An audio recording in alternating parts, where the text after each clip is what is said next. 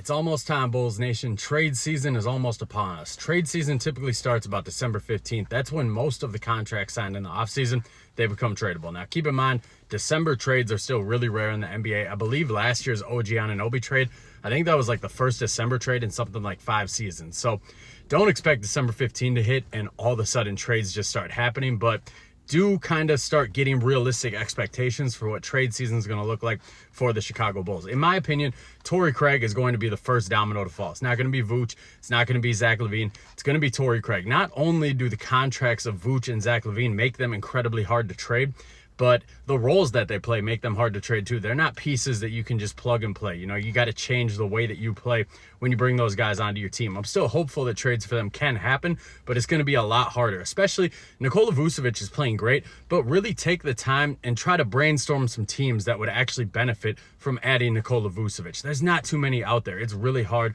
to think of those teams. And then those teams like the New Orleans Pelicans, they would really benefit from a center like Vooch. When you try to make a trade involving Vooch to that team with their contracts, it's damn near impossible to find a realistic one. So Torrey Craig, on the other hand, he is the type of player, the role player that you can just plug and play, that he's very tradable. You look at what Dallas did last year. They brought in Daniel Gafford, PJ Washington, two plug-and-play role players, and they had great success. Torrey Craig's on a minimum deal, so his contract is extremely tradable. It's a low-risk trade for a team out there. There's teams like Denver, Milwaukee, the Lakers. There's a lot of teams out there that are vying for playoff positions that would benefit from Torrey Craig. The New York Knicks, they would love a guy like Torrey Craig coming off their bench. So his minimum contract makes it really easy to match salaries.